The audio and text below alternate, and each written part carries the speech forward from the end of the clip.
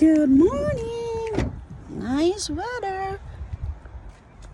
She's just getting her front vehicle. Today, she's getting her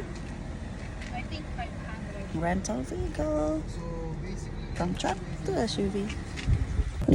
So today guys, ito yung rental vehicle na gagamitin ng kaibigan ko from big truck to SUV. Bago talaga siya.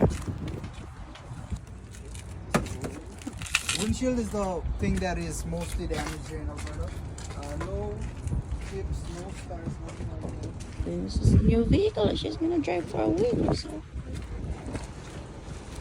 On the front, Ayan siya guys. Yan yung bagong rental vehicle niya. From big vehicle to SUV.